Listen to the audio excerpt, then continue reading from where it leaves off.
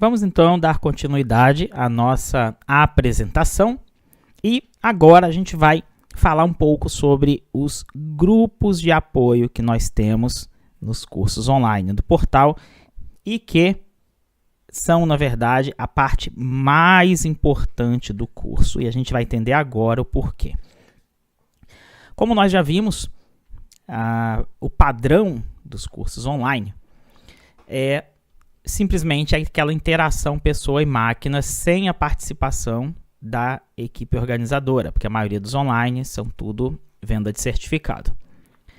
Mas como a gente está preocupado realmente em trazer um diferencial, seja para a pessoa com deficiência visual, para a família ou para o profissional, a gente tem 2 grupos de apoio para cada curso. Um no Facebook, onde as pessoas podem estar postando materiais complementares, e até a nossa equipe também, coisas que não são obrigatoriamente do conteúdo programático, mas contribuições que as pessoas estão trocando entre si. E também, e a parte mais importante de todas, o grupo de apoio pelo WhatsApp. Por que eu digo que o grupo do WhatsApp ele é a parte mais importante do curso?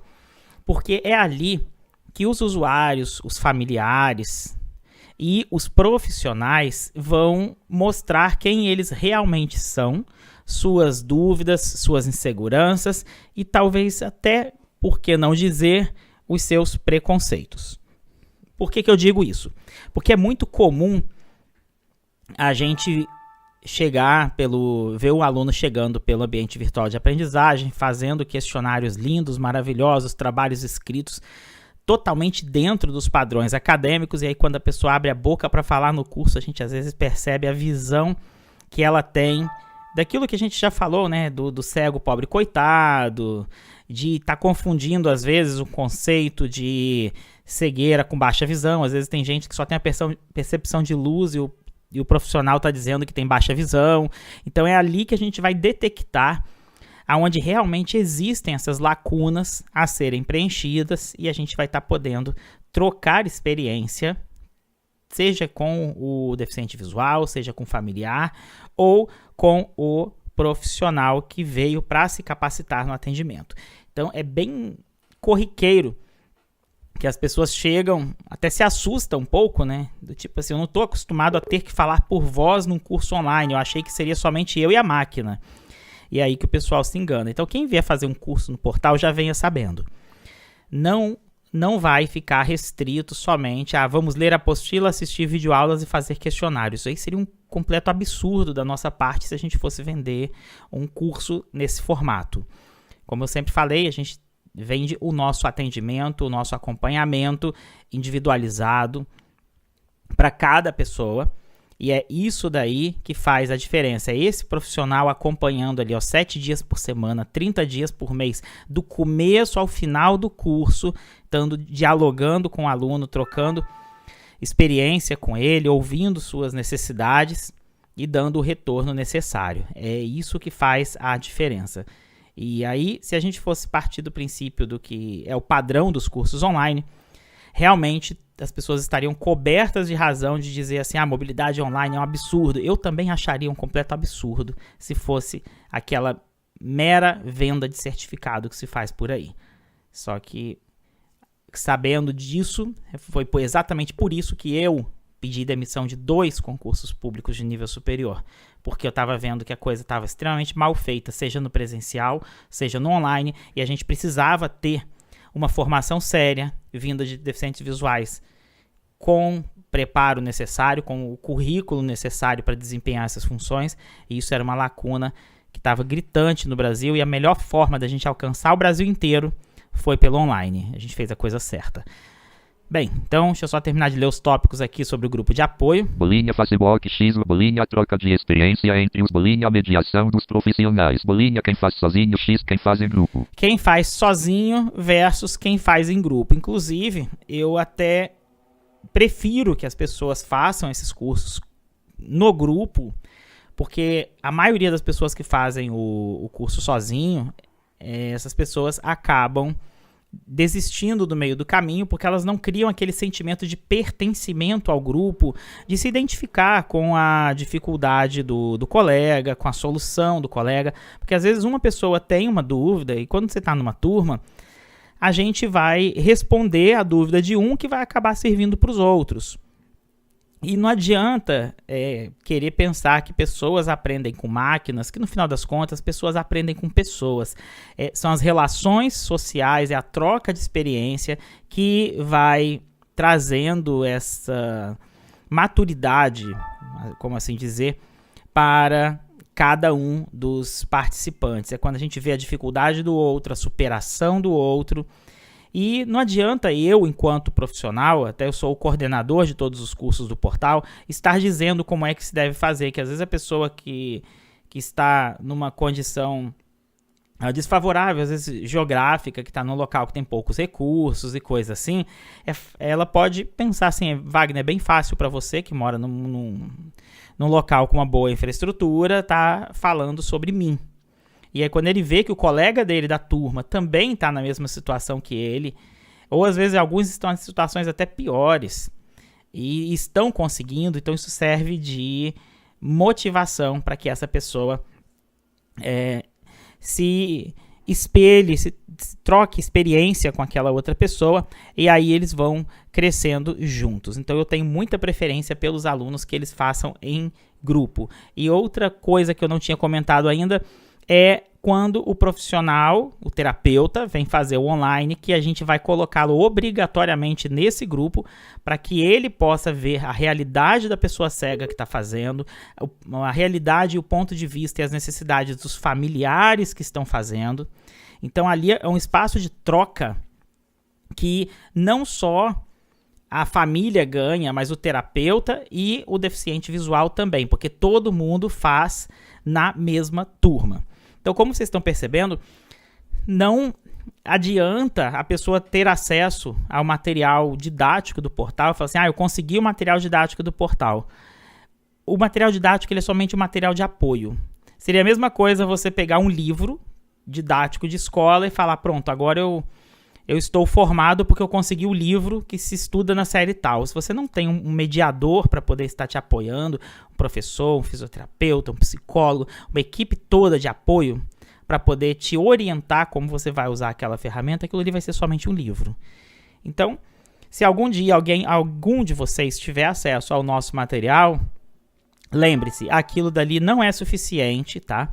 Para vocês seguirem e dizer assim, eu vou seguir só por isso daqui. Te digo assim, vai dar errado, porque o essencial não é o material. O material ele é apoio, ele é motivo para discussão entre as pessoas no grupo.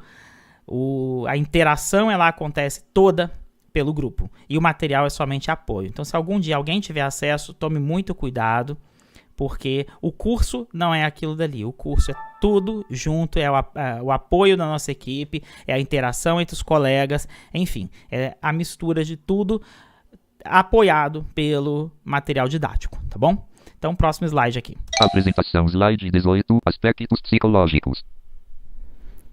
Aspectos psicológicos. Bolinha, conhece-te a ti mesmo e conhecerás o mundo. Sócrates. E o primeiro ponto dos aspectos psicológicos é essa afirmação do Sócrates. Conhece-te a ti mesmo e conhecerás o mundo. Não tem coisa que defina melhor a preparação de alguém para orientação e mobilidade do que isso. Por quê? Porque, conforme tudo que a gente já vem falando, a pessoa precisa primeiramente se conhecer, conhecer as próprias emoções, as limitações, os seus próprios até traumas, dificuldades, complexos, enfim, todos os aspectos emocionais dessa pessoa que vão interferir na sua orientação e mobilidade. Wagner, o que tem a ver isso daqui com orientação e mobilidade? Tem a ver que, por exemplo, como orientação e mobilidade é, sem sombra de dúvidas, uma questão de raciocínio lógico, controle emocional, a gente vai ter casos de pessoas que vamos lá, que desceram num ponto errado de ônibus, porque elas foram adestradas a fazer somente um caminho, e vão entrar em pânico, porque elas vão descobrir que estão num local desconhecido, um local que ela está diante de uma situação que ela não sabe resolver.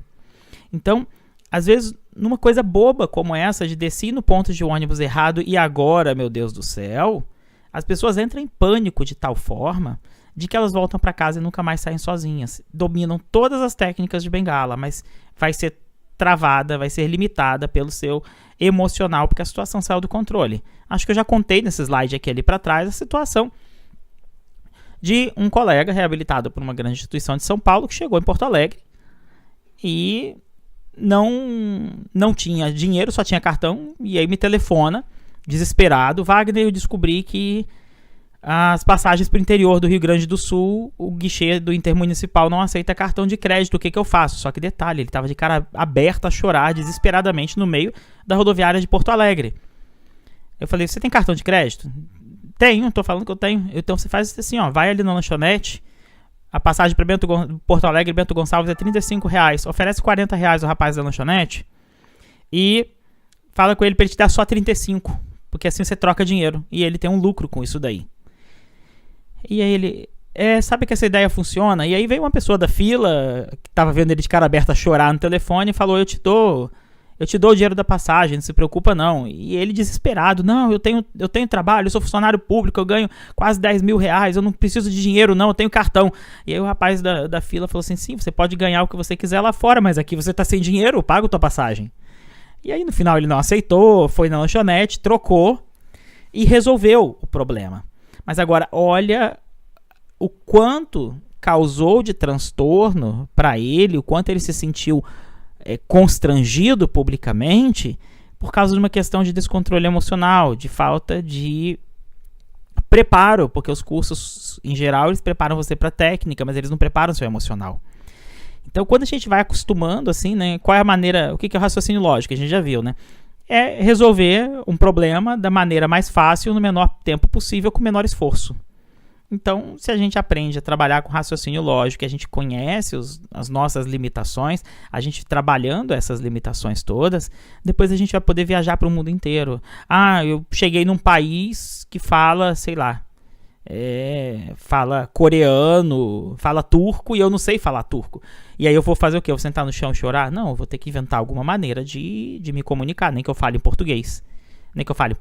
Aponte para o que eu quero e tal. Mas a gente vai ter que fazer alguma coisa. Então, mesmo se alguém jogar a gente na lua, a gente vai ter que pensar em alguma saída para aquilo dali. E isso não se ensina nos cursos tradicionais de orientação e mobilidade. Descendo. Bolinha desbloqueio emocional. Então, desbloqueio emocional. Bolinha o choque de realidade do aluno. O choque de realidade no aluno.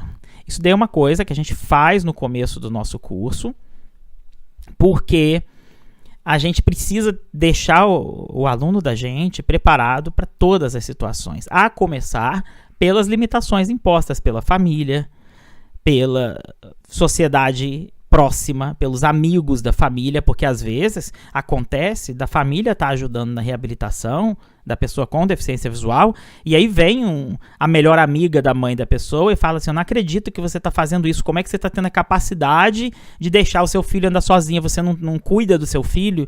Então existe esse preconceito em relação a isso, de que as famílias elas são cobradas. Como assim que você vai deixar seu filho andar sozinho e você não vai estar ali para cuidar dele? Então existe esse preconceito da sociedade também em cima das famílias. As famílias são cobradas por causa disso, porque o deficiente visual ele é visto como um débil mental que precisa de alguém para cuidar dele, para pensar por ele, para decidir por ele, para levá-lo nos lugares. Então, as barreiras sociais que se vai enfrentar, elas são muito grandes no início, tá? Geralmente, quanto mais a gente aceita a opinião de gente ignorante, no sentido de desconhecedor, mais a gente está suscetível a esse tipo de coisa. Agora, é pesado assim para todo mundo? É difícil assim para todo mundo? Não, né, não. Quanto menos a pessoa depende da opinião de terceiros, menos problema ela vai ter, menos barreiras ela vai enfrentar. E sobre essa questão do choque de realidade também, tem uma questão muito séria que, dependendo do nível de cultura, do nível de instrução das pessoas no local onde você vai frequentar, você pode vir a estar sujeito a muita coisa ruim, a muito comentário preconceituoso. Por exemplo, quando você está na rua, no centro da cidade, você está sujeito a encontrar com gente de qualquer nível, desde pessoas talvez um pouco mais instruídas, mas pessoas de um grau de instrução muito alto e um poder aquisitivo muito alto, nem sempre elas vão estar, ou na maioria das vezes não vão estar no local público. Quem vai estar em local público, na maioria das vezes, são pessoas analfabetas, pessoas de ensino fundamental, pessoas que têm, em geral, um nível de instrução mais baixo. E aí essas pessoas vão olhar para a pessoa com deficiência visual e falar assim, mas você não tem ninguém para cuidar de você? Como pode que você tá... Às vezes você vai pedir só uma informação do tipo assim, sabe dizer onde é que fica o banco, sei lá, o banco X, o Banco do Brasil? E aí, às vezes, a primeira pergunta que você ouve de volta é, sim, mas você não tem ninguém para andar com você, não? E assim, criatura, eu só queria saber onde é que fica o Banco do Brasil, é para direita ou para esquerda? É só isso. Então, quanto mais a gente conversa também, a gente dá, né, pra gente desinstruída, mas a gente está sujeito ao julgamento de pessoas que não sabem nada da vida nem delas, se bobear. Então a gente tem que preparar os nossos alunos para esse tipo de situação. Quanto mais a gente vai subindo de nível, melhor fica a coisa, tá? Quanto mais a gente se insere no meio de pessoas instruídas, o nível de preconceito e discriminação vai diminuindo. Isso é muito grande nas classes mais baixas da sociedade, pelo fato das pessoas não terem conhecimento dos recursos de tecnologia assistiva e tudo mais. Então ali eles te julgam somente pelo aspecto físico e desconsideram a parte intelectual. Descendo. Bolinha, medo e ferramentas de controle. Medo e ferramentas de controle. Isso daqui é uma coisa que a gente discute em um dos textos do nosso curso, que a gente faz essa parte emocional só logo no começo, que é de um texto do Alex Garcia, chamado Além de Existir, Devemos Ser. Ele vai estar no próximo livro do Portal da Deficiência Visual. Por enquanto ele não está, mas se alguém quiser eu posso mandar esse texto por e-mail. Basta mandar um e-mail pra gente. Wagner, eu queria aquele texto do Alex sobre as ferramentas de controle, que vai ser a questão do medo, da vergonha, da culpa, da pressuposição e de que forma essas ferramentas são usadas como meio de manipulação das pessoas com deficiência em geral. Tem 2 textos muito bons que a gente usa no nosso curso, que eles já estão no nosso livro, na segunda edição, tá? Quem tem a primeira edição tem que baixar a segunda, tá? Gratuito lá no nosso site, deficienciavisual.com.br.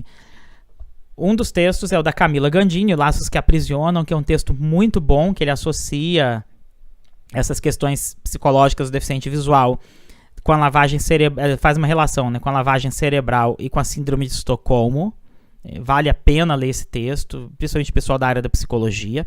E o outro texto é o do Daniel Kish sobre ecolocalização. É outro capítulo também do nosso livro. Laços que Aprisionam é o primeiro. Eu acho que o do Daniel Kish deve ser por volta do 7º, 8º capítulo, mais ou menos. E aí no do Daniel Kish ele vai discutir tamanho da bengala pelo ponto de vista dos cegos dos Estados Unidos, vai trabalhar a questão da ecolocalização. Então são textos muito bons, que mesmo se a pessoa não fizer o curso com a gente, já tem ali esses 2 textos como contribuição. E eu estou oferecendo aqui também, se alguém quiser, esse texto do Alex Garcia, que vai ser um capítulo do nosso próximo livro, Além de Existir, Devemos Ser. Bolinha, primeiro a pessoa precisa ter autonomia para depois... Tá, então aqui primeiro tem que ter autonomia emocional para depois adquirir a independência. Bolinha, primeiro precisa trabalhar o que tem dentro de você para depois enfrentar a vida lá fora. Então a gente vai ter que trabalhar primeiro tudo que tem dentro para depois enfrentar a vida lá fora, já está explicado. Bolinha, o preconceito de que bengala inferioriza a pessoa. O preconceito de que bengala inferioriza a pessoa. Isso é muito mais corriqueiro do que se imagina. Tanto é que as mães mandam os deficientes visuais fecharem a bengala, né? Porque mãe, pai, em geral, na maioria das vezes é mãe, porque quem cuida é mãe. Filho é sempre da mãe, né? E as pessoas adquirem essa crença de que a bengala inferioriza a pessoa. Sinceramente, deixa eu ver se tem falando aqui Bolinha, embaixo. enquanto a inferioridade é justamente depender dos outros. Bolinha, eu nunca fui... Tem sim. Enquanto a inferioridade é exatamente depender dos outros. A gente é visto com muito mais pena quando a gente só anda pendurado em outra pessoa do que se a gente tiver a própria autonomia. E aí eu coloquei um parênteses aqui embaixo, assim, ó, eu nunca fui inferiorizado no Congresso Nacional, porque eu tenho participado atualmente de muitas reuniões lá em Brasília, de Câmara, de Senado e tudo mais. E é incrível que às vezes quando eu entro para conversar com algum deputado, senador, assessor, coisa assim, às vezes as pessoas elas têm até um determinado ponto de vista sobre um assunto, sobre pessoa com deficiência, e quando chega no final da reunião acaba me agradecendo pela aula e que mudaram totalmente a forma de ver, às vezes um projeto de lei sobre pessoa com deficiência, pelos argumentos, pelas instruções que eu passei para eles. Então, eu tenho adquirido muito mais, talvez, respeito e espaço lá dentro do que pena. Eu, sinceramente, eu nunca fui tratado com a mínima pena, inclusive é uma coisa por gente grande. Inclusive tem uma coisa muito interessante, que se vocês jogarem no Google Wagner Maia e Garotinho, que é o ex-governador do Rio de Janeiro, vocês vão achar Garotinho falando horrores de mim na época que eu era servidor público, que eu mexia com a questão de sindicato, de escola pública e tal. E é incrível como nessas horas, como que eles tratam a gente de igual para igual. É o professor Wagner Maia, não é o deficiente visual. Então, quando você se coloca em patamar de igualdade com um governador, com um deputado, com um senador, se você tiver nível para isso, você é tratado com igualdade. E hoje em dia, o que inclui ou exclui alguém não é a deficiência, é o seu nível de conhecimento. E conhecimento é acessível para todos. Basta a pessoa querer estudar, ler, porque o conhecimento tá aí para quem quiser hoje em dia, até na internet. Bolinha, eu nunca fui Ok, então vamos passar aqui pro próximo slide. Apresentação, slide 19, Ana Cláudia Souto do canal. Tá, para ilustrar todas essas questões que a gente está falando aqui, eu vou passar um vídeo rapidinho da Ana Cláudia Souto. Muita gente conhece ela por um canal do YouTube chamado Sete Sentidos. Ela foi aluna do nosso curso de mobilidade e eu achei bem legal esse vídeo que ela fez e colocou lá no canal dela. O vídeo era maior, vocês vão perceber que tem alguns cortezinhos, mas é para poder ele ficar mais curto, ok? Então vamos lá, depois a gente continua o nosso slide. Meu nome é Ana, eu tenho 28 anos e eu perdi a visão devido ao glaucoma primário de ângulo aberto. Vão fazer 5 anos. O motivo de eu estar fazendo esse vídeo hoje é porque várias pessoas vieram me perguntar: Ana, me ajuda, eu não consigo sair de casa, eu não consigo usar a bengala, deficientes visuais que têm ainda o medo, né, dessa insegurança, esse medo de depender dos outros para sempre. Né? E eu posso dizer para vocês que estão esperando esse vídeo há muito tempo, que isso não vai acontecer se vocês tiverem a orientação certa, o professor certo e dedicação. Ela não tem idade, tanto tu pode ter aí 28 anos, que é o meu caso, 30, 40, como tu pode ser menor de idade também, pode estar fazendo esse curso. Tinha menor de idade fazendo o curso de orientação e mobilidade, é claro, com a permissão do responsável. Mas eu vi ali o desenvolvimento de muitas pessoas que a gente interagiu, trocou experiência e foi muito lindo, assim, foi muito lindo, foi muito válido. Se esse curso valesse R$5.000, eu ainda faria, porque o valor da transformação na nossa vida é incrível, não tem preço. Eu sou muito grata ao Portal da Deficiência Visual, eu recomendo, eu indico. Eu iniciei o curso mais ou menos meados aí de outubro, final de outubro, e em pouquíssimo tempo eu já tinha uma noção de que realmente eu estava totalmente enganada em relação à minha independência. Hoje eu sei o que é independência, eu ainda não concluí o curso, eu ainda estou fazendo o curso de orientação e mobilidade e eu já consigo fazer muitas coisas que eu nunca pensei que ia ser capaz. Eu tive esse medo de ficar dependente da minha mãe, do meu pai, de amigos, para poder sair de casa, para ir no mercado, para ir no correio, e acontece que agora não é mais assim. Com o curso de orientação e mobilidade do Portal da Deficiência Visual, eu consegui andar ao redor da minha casa, algo que eu tinha medo. Engraçado, né? Eu não tenho medo de ir para outros lugares, mas ao redor da minha casa, na rua da minha casa, no centro da minha cidade, eu tinha essa insegurança. E hoje eu não tenho mais, tenho confiança em mim, sei porque a minha dedicação foi, dei o máximo que eu pude para esse curso. O que eu posso dizer para vocês é que a pessoa que está aqui hoje, a Ana que está aqui hoje, não é a mesma lá até outubro. Quem tem dúvida se orientação e mobilidade online e com o professor deficiente visual funciona, tá certo? Só basta tu se dedicar 100% para que a tua independência, a tua autonomia aconteça. Ok, então terminamos aqui o vídeo da Ana e ela tocou num assunto muito interessante ali, que foi a questão do medo, da culpa, né?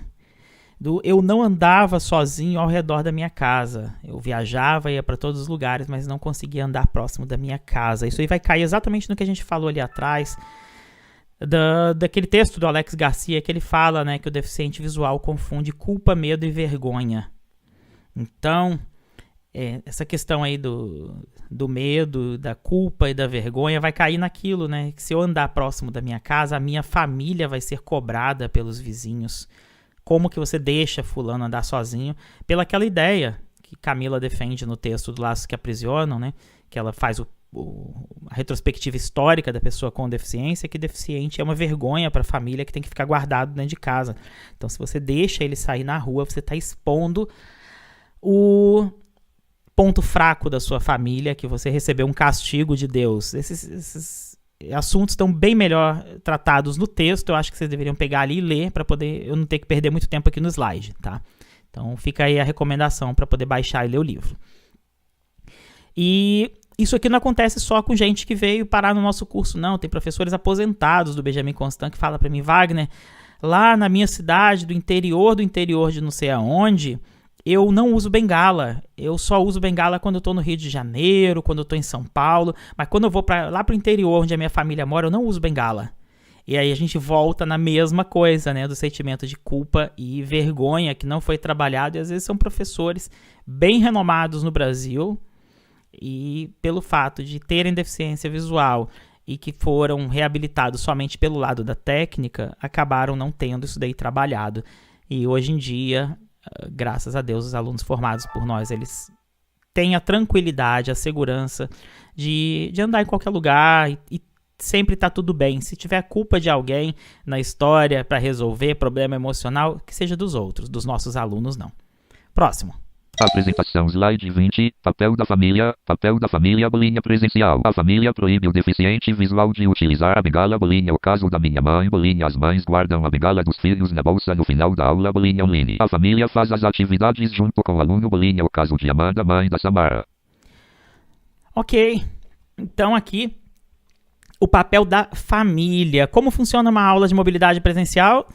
A família leva o aluno, vamos botar que fosse numa sala de recursos, no centro de reabilitação. Chegando lá, ele vai sair, vai usar a bengala dele e vai depois voltar.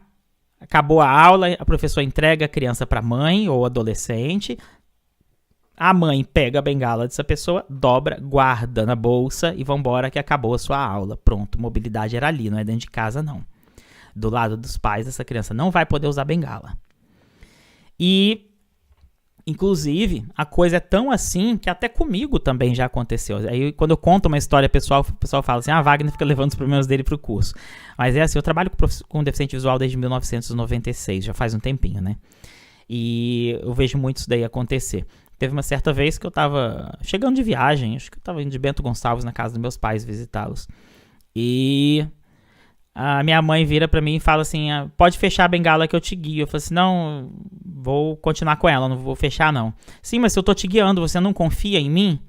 Resposta minha tinha sido: olha, se for pra escolher, dá licença então, eu tiro a mão de você, eu vou andando solto com a minha bengala, você pode ir do meu lado. Isso entrou como uma ofensa sem tamanho. Como assim que o ingrato tá dispensando a ajuda de uma mãe? É porque a ajuda ela era condicionada ao fato de eu ter que fechar a minha bengala. E assim, se ela ou qualquer outra mãe do mundo não foi trabalhada na época, lá atrás, e ainda tem esse tipo de complexo, esse problema ele não é meu. Eu não preciso me submeter aos problemas emocionais dos outros. Eles é que se resolvam com seus próprios problemas emocionais. Sei muito bem que a minha reabilitação foi feita lá atrás, em 90 e tanto, por profissionais que não entendiam nada dessas coisas, eram pessoas que enxergavam e tal. E não tiveram condições de envolver a minha mãe no processo da reabilitação igual nós envolvemos a família dos alunos. Então, existiu uma falha lá atrás. Esse ocorrido que eu estou contando para vocês, eu acho que é de quase 10 anos atrás. Foi até antes do curso de mobilidade do portal existir. Hoje em dia já está tudo bem. Hoje em dia tudo isso foi resolvido e tal. Mas estou mostrando para vocês o quanto que essa questão da falta de envolvimento da família no processo de reabilitação influi até mesmo pessoas instruídas, pessoas de um nível cultural, até social um pouco mais alto. Minha mãe, por exemplo, ela foi diretora da escola onde eu me formei professor, uma escola de 5.000 alunos. Então, se acontece entre pessoas de pessoas de um nível de instrução mais alto, imagina o quanto que isso daqui não vai interferir em pessoas que estão em posição mais vulnerável, né? Pelo fato, às vezes, do desemprego, da falta de escolaridade, da dificuldade de acesso à educação e tudo mais. E aí, por outro lado, como a gente já falou aqui, né? Então, a gente vai trabalhar essa questão, muito a questão da família junto com o aluno. E eu achei bem interessante uma frase aqui da Amanda, a mãe da Samara, que é uma aluna da gente, uma criança que está fazendo o curso com a mãe. A mãe entrou para ensinar mobilidade para a filha. E que a mãe fala o seguinte, olha, o quanto que o fato da minha filha hoje em dia, a Samara acho que deve ter de 5 a 7 anos, é bem pequenininha,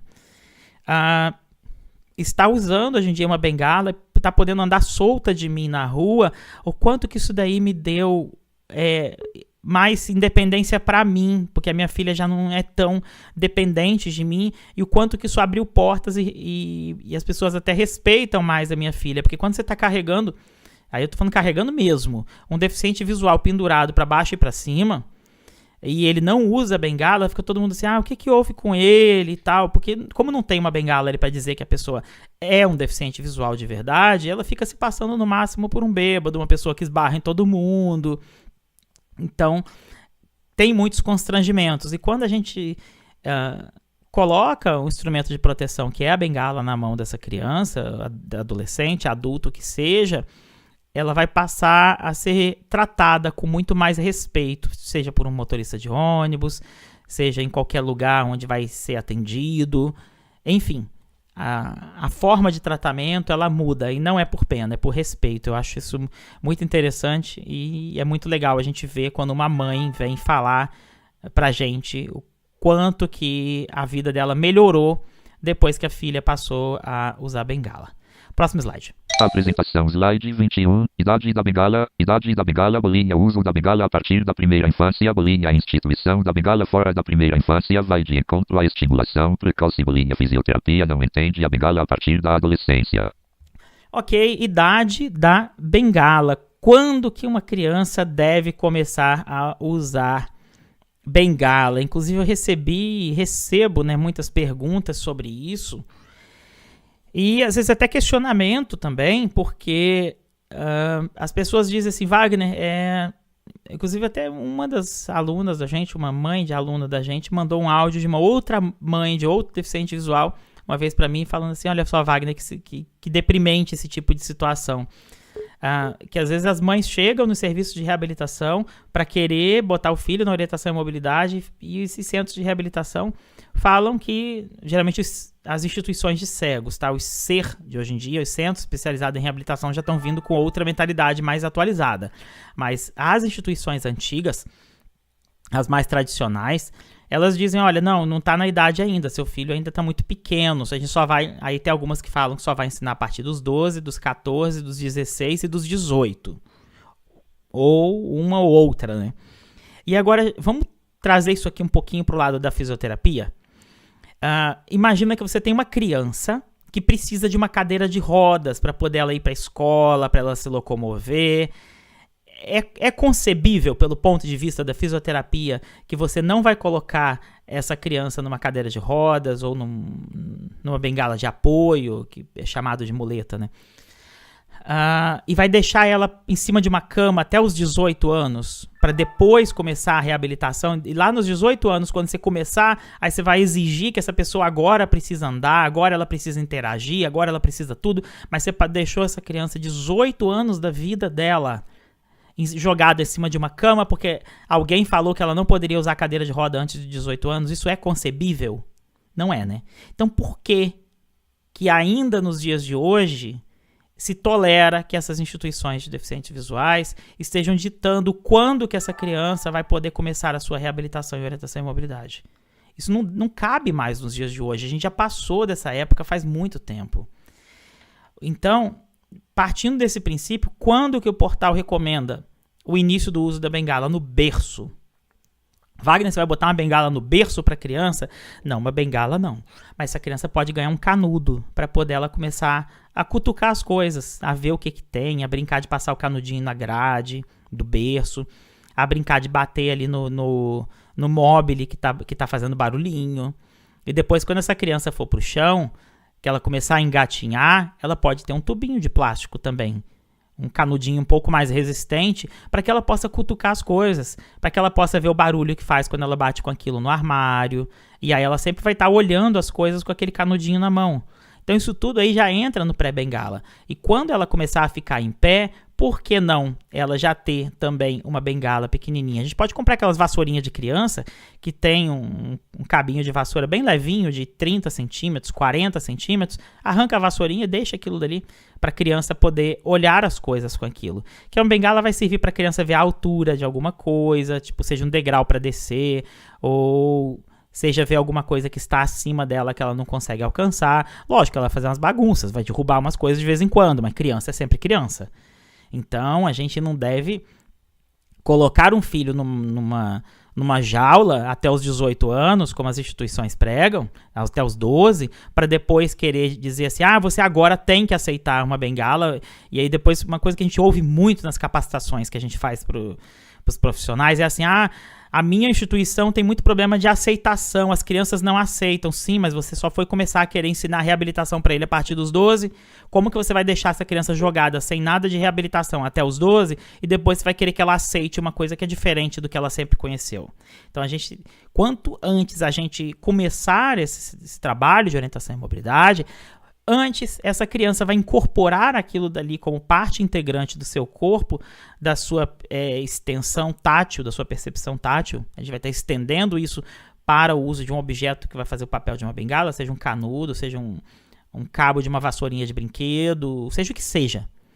Mas depois ela vai se acostumar, quando ela crescer, que ela vai sempre usar alguma coisa como instrumento para estender a sua percepção tátil, seja do chão, da parede, do teto, do que for.